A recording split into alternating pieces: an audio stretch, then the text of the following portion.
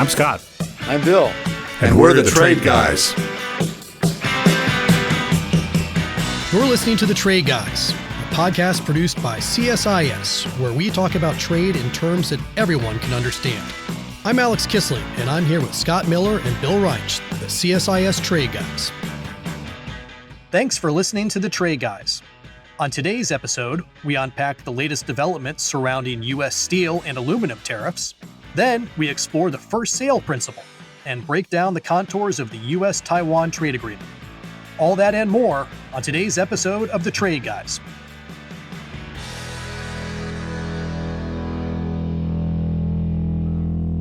All right, Trade Guys, we're going to start today with a focus on steel and aluminum, and specifically whether the Trump administration plans to scale back metals tariffs. The Financial Times ran a story last week suggesting the administration was preparing to do so as it faces political headwinds over affordability. But then the White House pushed back on that reporting, followed by U.S. Trade Representative Greer suggesting earlier this week that the administration is open to adjusting how steel and aluminum tariffs are applied. So, Bill, once again, a lot of whiplash here. What's going on? Well, it's not at all clear what they're going to do because different people in the administration have said different things, and you've pointed to a couple of them.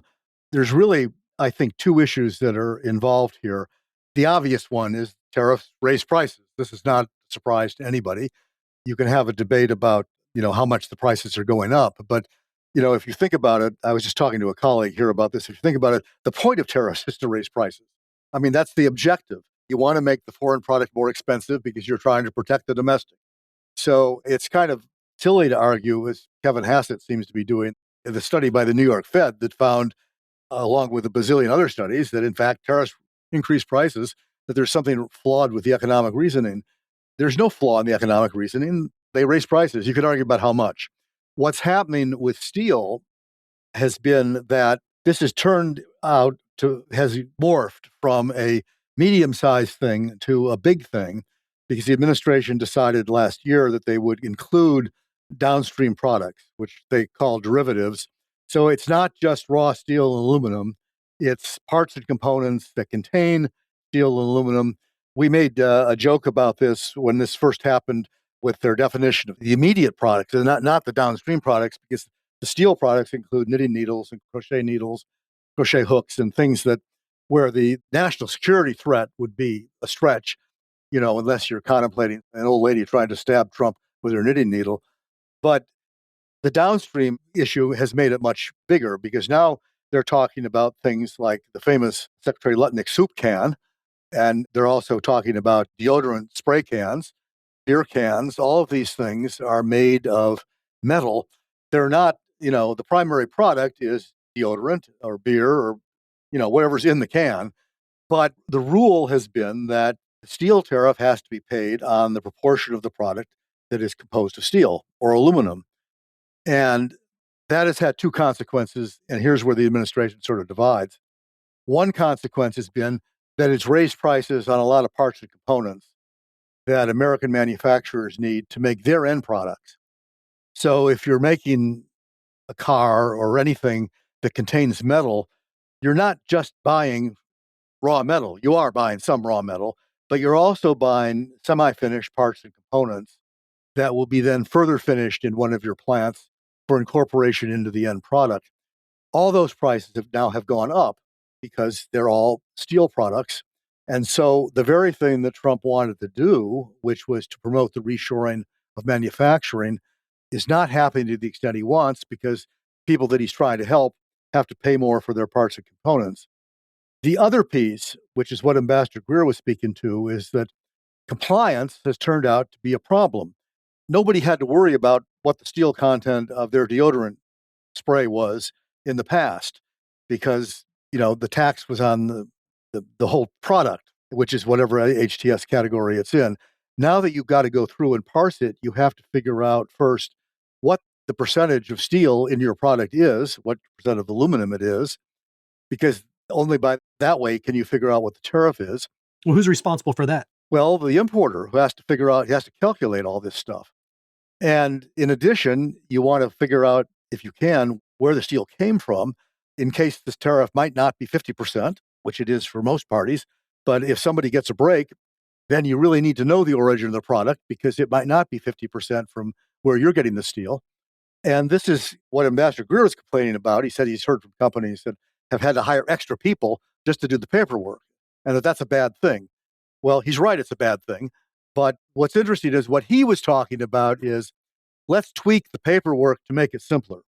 And he was pretty clear, we're not changing the tariffs. We're going to simplify the compliance process. Other anonymous people have said, well, maybe we're going to go through the list of what's covered here and shorten the list and, exempt a bunch of things from actually being covered by the tariffs. And then other people, Peter Navarro being one, said, no, we're not going to do that. So that remains a mystery, whether they actually change anything or not in terms of taking things off the list. That would be big. If they start granting exemptions, that would actually make a difference in the marketplace. If the best they can do is try to have a reduced paperwork requirement, I think the impact is going to be marginal. Look, I think this is a small window into a much bigger challenge for the administration.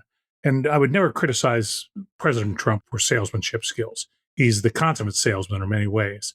But he's got to sell his program, which is a major change in the way the U.S. economy functions.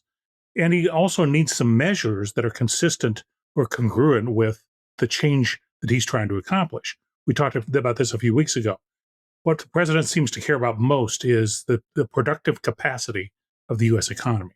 And he wants to make sure the U.S. economy can produce the kinds of things that would be needed under national security situations, among others. But by and large, he has this whole program of low and abundant energy, lower taxes, less regulation, abundant capital, a whole series of elements that are incentives to locate in the United States and build productive capacity here.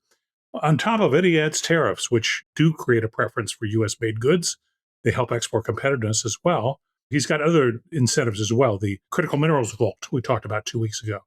All these kinds of things are part of a big program that is very different than the way the U.S. economy has worked in the past and very different than what we measure. And I think Kevin Hassett's criticism of the Fed's economists was more about looking at measures that make sense in a world of Keynesian economics, where you're looking at the macro levels of demand and supply, and not at the elements of improving and building productive capacity. Sometimes you need new measures, but I have to agree with Kevin Hassett in that we always underestimate the actual performance of the administration. So growth rates were wildly underestimated. Almost the employment report, it was a matter of the policy they'd implemented. Higher employment for private sector, lower employment for government, and once again exceeding by a wide margin on the actuals versus estimates. So for a whole set of reasons, probably having to do with whether the measures are the right ones, is we're basically feeding the doomsayers. And I think that's the point he was making. But they need measures that are actually coherent and consistent with what they're trying to accomplish with the economy. Otherwise, you can't sell this thing. It just looks like chaos. Well, but the political pressure is only going to get greater as we get closer to November, right? Clearly. Right. They've got to turn that around. But keep in mind, there's a lot of things that have not rolled out yet, like lower tax rates and things like that people are going to begin to see almost immediately. And frankly, there's, I think, the beginnings of a blue-collar job boom in the numbers that were reported last week in terms of employment statistics. So, and while prices are up modestly, wages, particularly blue-collar wages, are up by about double the percent. So there are things that look promising. The problem I see is nobody's told that story in a compelling way. Yeah, I don't agree with that. I think their story is being told. The public's not buying it.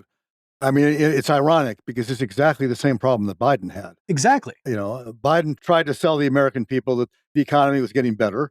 And statistically, he was right. I mean, it was easy to get better when inflation was 9%. And it came way... yeah, I mean...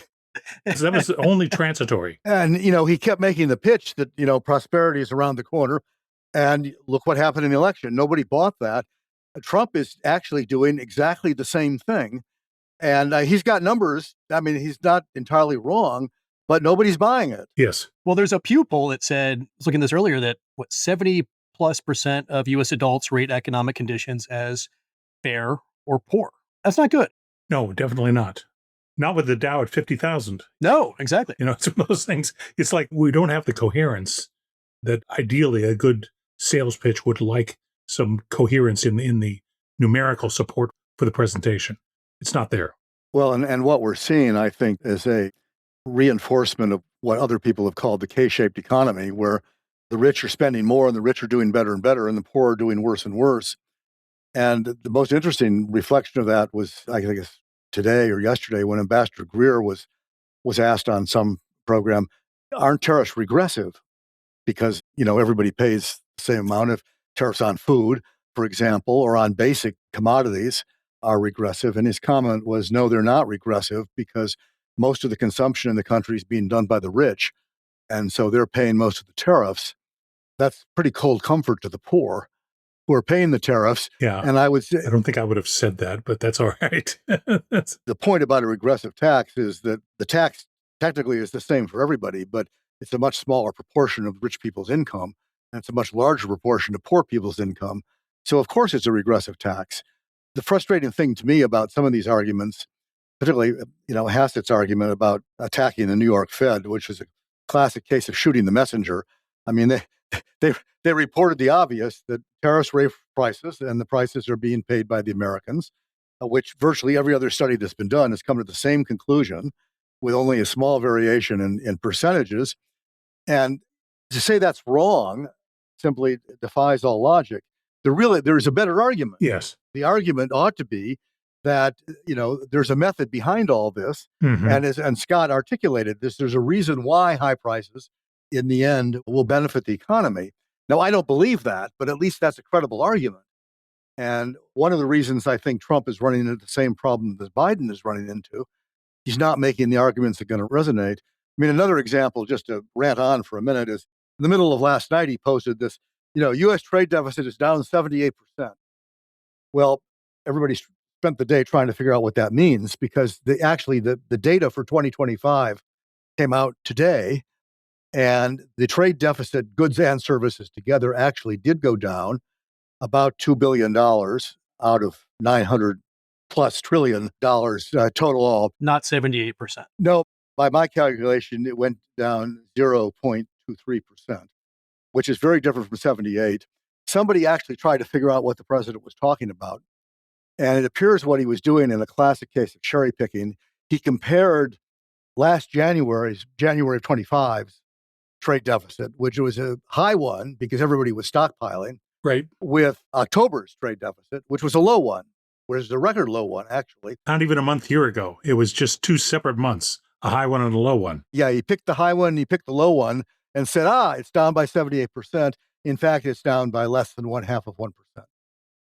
And in fact, the goods deficit, when services saved us, the goods deficit went up almost $26 billion. Just before we move on, I'm going to go off script here a little bit and just give a plug. Yeah, as we were talking about the kind of the wealth gap, I read a great column last night by Greg Ip in the Journal about the generational wealth gap. And I don't know if Greg's a listener, but it was one of the best columns I've read on this topic. And the title is Over 65. Congratulations, you own the economy. And it really informative for me to look at, and encourage our listeners to give it a read as well. But we must move on. So the next topic we're going to talk about today is the first sale principle. A bill was introduced earlier this month by Senators Cassidy and Whitehouse, so a bipartisan bill, to eliminate the first sale method of customs valuation, which they say will, quote, close a customs loophole allowing importers to avoid duties by declaring an artificially low value for their goods. So, Scott, I must admit this one is about as clear as mud to me. So give me a little background on first sale and what are we talking about here and what's at stake? Take us into the weeds, Scott. That's right.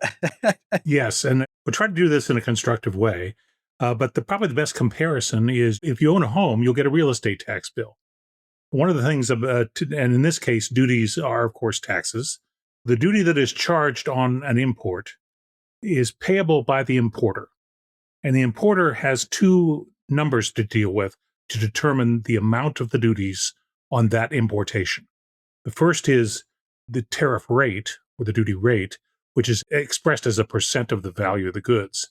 Much like if you own a home and you have a real estate tax, the real estate tax is expressed in mils or percent of the value of the home.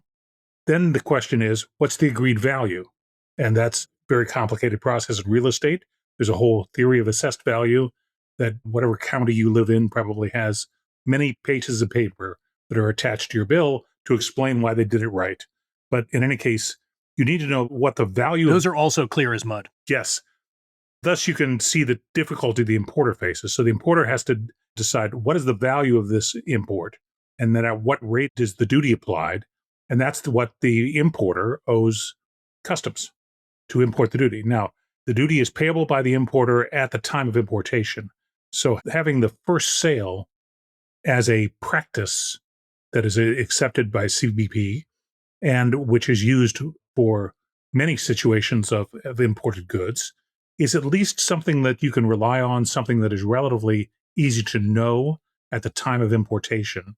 And therefore, you have a consistent way of, as an importer, you're doing the same thing with every shipment that you are importing. And that consistency has value in terms of the predictability of the tax and the predictability of the importation itself. So there's lots of things that are good about having a rule, whatever that rule is. And once again, first sale is just a practice. It's a way to do it. It's not the only way. If you do your own income tax with TurboTax or something like that, there are many ways to get to the final result, right? And that's true of any kind of situation like this. So that assessed value or declared value at the time of importation, first sale is just a practice that has been used by customs for the most part. What Senator Cassidy and White House are proposing is a move to last sale, which takes it further down and basically increases the value of the good. So it collects supposedly more tariff revenue. I question whether that's the case because it is possible to conceive of situations where the last sale is actually lower than the first sale. Sometimes the first sale is the last sale. So a good that's delivered straight to the manufacturer, this happens a lot in the chemical business where your quotation from the supplier is total delivered cost of the good. So the importer is basically delivering it FOB your plant and you process it into something else. So their first sale is the last sale. But I think that there's a lot of room for wiggling in this. And I would note that by inflating or raising the cost of duties on an imported good, you're actually raising the cost of goods sold, which lowers the ultimate revenue that's taxable from the retailer itself. So I don't know. They probably ought to have this bill scored. They probably ought to talk to some people in the business. This thing needs work. Well, let me go back a step here because we haven't really explained what it is exactly. If the foreign manufacturer is selling directly to Walmart, for example, there's only one sale and one transaction, and this is not an issue. Right. The problem arises, or the opportunity arises, when there's a middleman. So the foreign manufacturer sells to a middleman who then resells to whoever in the United States is going to use the buy the merchandise and either consume it or resell it. So the first sale is the sale from the foreign party, in this case, to the middleman. The last sale is basically after the middleman adds his cut. So it's the sale from the middleman to the domestic retailer for the most part. So it's the retailer, not the consumer. Well, it's whoever's buying the product.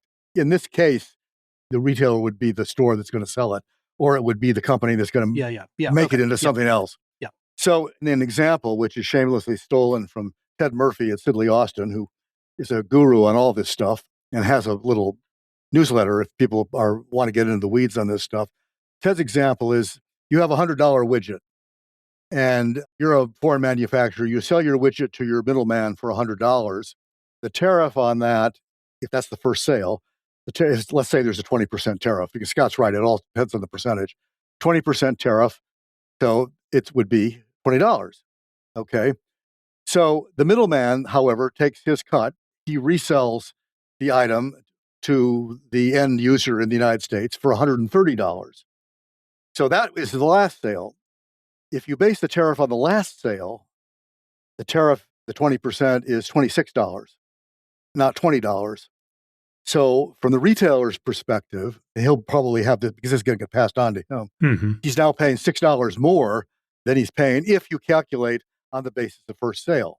Now, the law, there actually is a lot of legal detail about this, and there's case law back it up. It's not a matter of whim.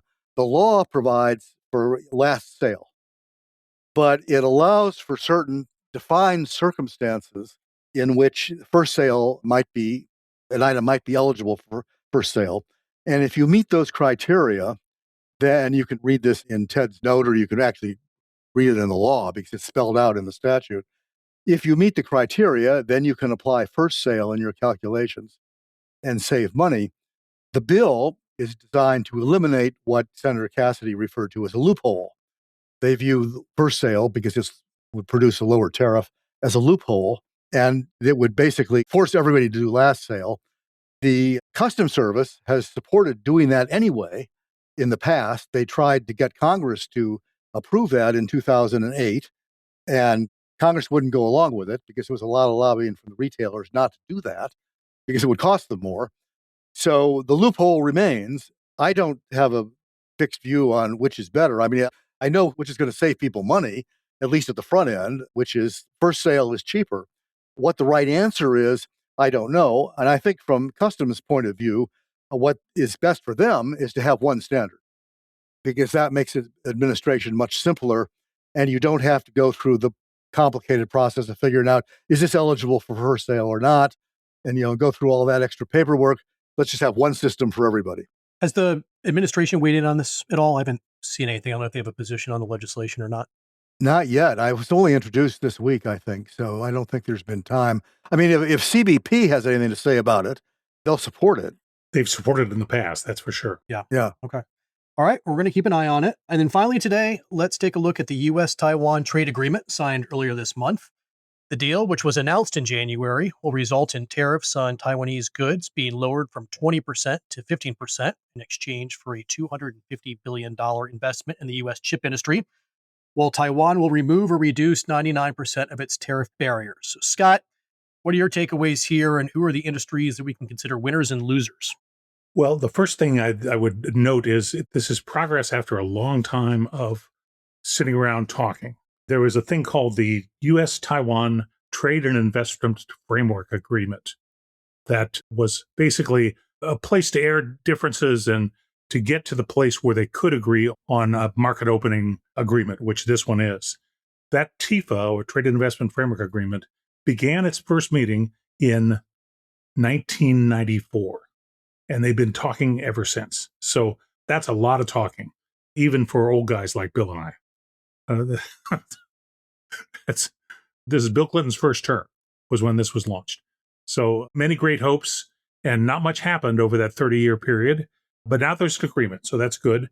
The market opening that is advertised is useful and important, although I think what the real story is here is investment. I think the key to Taiwan's future as a supplier of high-tech products, particularly, they run the world's best foundries in IT chip manufacturing. So they're the state-of-the-art. But building those state-of-the-art facilities in places like Phoenix, Arizona, instead of additional facilities in Taiwan, I think is an aid to our security and their security. And so I think that's the big story here. I'm glad to see the opening for market access for imported products, particularly the ag guys look like they made some headway, which is great. And there's a number of other specific elements that are called out. We'll see how it gets implemented. Full marks from a USTR standpoint on this after a lot of years of talking and not much headway. Well, yeah, I just stick in my all usual caveat of, let's not count our chickens before they hatch. Right. The Taiwanese promised to eliminate or reduce 99% of their tariffs. The words "or reduce" could end up being very different from eliminate. We'll have to see. They've pledged to open up, get rid of a lot of NTBs. This is all good. They pledged to buy a bunch of stuff, $44 billion of LNG and oil, $15 billion in aircraft, $25 billion in power generation equipment. This is all good if it happens. And remember, of course, what we're learning already with respect to other agreements is these things everybody ends up going back to the table, either because, we're angry because the other guys are not moving fast enough, or because we found something else we want, or they're coming back trying to get some additional concession on their part. So, this is good, but it's not the last word on Taiwan case. But Scott makes an important point, which is that the core of it, I think, is the $250 billion promised in direct investment in the U.S. in the semiconductor sector, plus apparently also $250 billion in loan guarantees with preferential treatment and some tariff-free chip shipment allowances as U.S. capacity ramps up. It remains to be seen exactly what that will mean, but there's an underlying security question here that Taiwan wrestles with, and it's probably certainly beyond my capacity to answer the question, but is their security better protected if they maintain the core of their semiconductor manufacturing in Taiwan, or is it better protected if they move it to the United States? The United States, no doubt, would like to say, move all of it here, because that's good for us. And it is good for us. It's good for us in terms of jobs. It's good for us in terms of security. It's good for us in terms of creating a domestic manufacturing capability we've lost. The Taiwanese problem is, if they move it all here, why would the United States care about defending Taiwan in the future if it's attacked? And so I think one of the issues that Taiwan has to consider is maybe we want to keep the core of it here in Taiwan, because if we keep the core of it here in Taiwan, then we're important and defending us matters. Well, $250 billion would not move at all, to be clear. It would take a lot more than $250 billion to move all of the industry from Taiwan to the United States. But the question really is, I think, where is the IP and where is the high end? Yes. And all signs seem to indicate that they want to keep it in Taiwan. But that's sort of the dilemma that comes out in this larger debate here. There's a tension, I think, between the United States wanting to have as much here as it possibly can, and the Taiwanese wanting to retain as much as they can because they think it's essential to their, ultimately to their security, to have the base of their capability in Taiwan. Yeah. I mean, we're going to be talking about this a lot as the Trump-Xi meeting comes into greater focus in early April. I mean, the Wall Street Journal had a big report just out about a U.S. arms sale to Taiwan, being now in jeopardy because, could derail Trump's trip to Beijing a month and a half from now. So I think it's going to be a topic we talk about quite a bit. But that's a fair question, Scott and Bill. All right, guys, we're going to leave it there for today. As always, I feel like a broken record here, but we will be with our audience should the Supreme Court finally make its decision. It's possible that we have an episode out before you listen to this one, if the decision comes down on Friday the 20th, which as of recording time is tomorrow. So we'll be with you as soon as the Supreme Court makes a decision, and we'll be with you then. But until then, take care, everybody. Thank you.